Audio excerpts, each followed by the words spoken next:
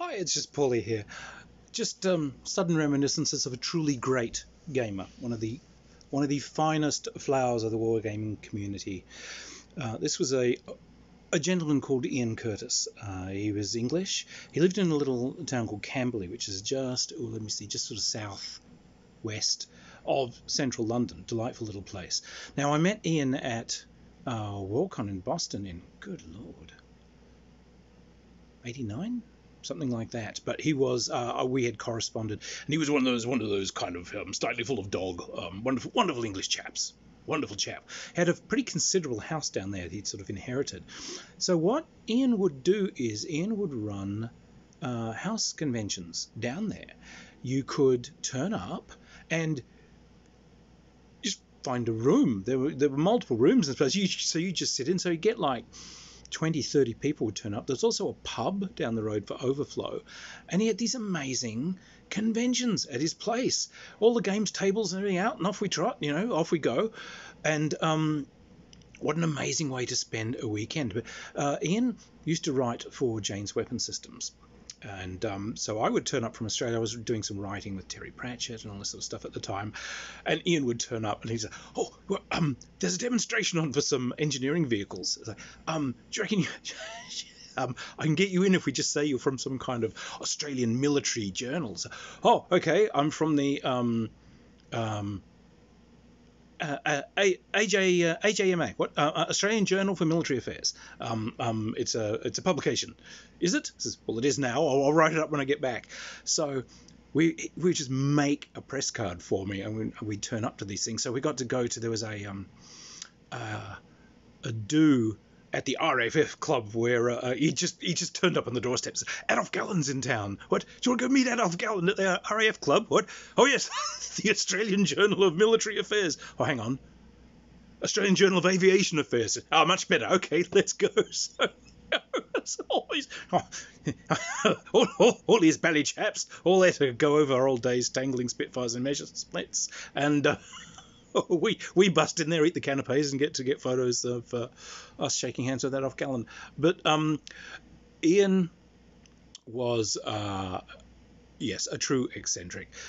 So if you turned up, he would pick you up. But he had a Sinclair electric, I'd like to say car, but it wasn't, electric vehicle. Sinclair was this British inventor, and first off he did was a computer called the Sinclair, which was this terrible piece of machinery. But I used to do a lot of games for it back in the day, sort of when I was a computer games designer. But the other thing Sinclair did was he decided that electric cars are the thing of the future. So he made this car, and these things they're narrow. One person can sit at them if you kind of hunch your shoulders in, and it's just this kind of, it looks like a rocket, the rocket sled. It's just like this kind of pointed, idiotic thing. It looks a bit like a box derby car with little tiny, I think it's got 3 wheels on it, and one person can sit in it, but there's a little cubby behind them which you can put 2 bags of shopping in, or another person can kind of sit there if you scrunch yourself in. So you'd catch the train or the bus into this place, and oh, I shall come and fetch you. And coming down the road is this thing, because it goes about 8 miles an hour if it's got a tailwind. And of course everyone was used to this idiot. So it's like, morning Ian, let's go and turn up. Oh, hello, just taking someone for a dash in the old Sinclair.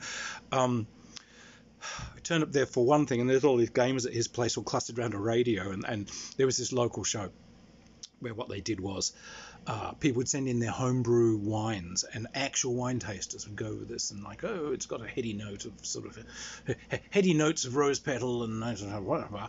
And they're all listening because they put something in. And yes, these guys say, oh, we've got one now from Camberley, and you, hey, from all the gamers there. Everyone leans in eagerly. Yes, well, this one's quite. Oh, it's a herb wine.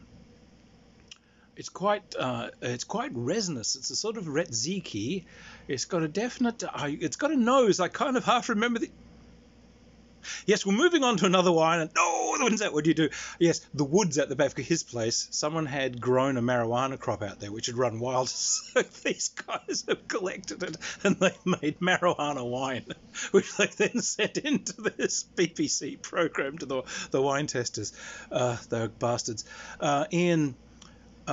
When we were in Boston, we're walking along, just exploring the place together, and there was this old, very ruinous cemetery. Like there's a stone wall, but the wall was kind of leaning in towards the lane, and giant kind of trees which have overgrown. So some of the actual tree roots are sort of delving into the actual tombs, and there were these kind of weird ass American tombs, and like some of them are like higgledy-piggledy, and the doors are now kind of leaning slightly open. Okay, but as we come around the lane, there's this old bookstore there. Okay, yellow light coming out. It's getting towards evening, but we wandered in, and there's just one old guy there at the front desk, and he's got like one occluded, sort of clouded eye.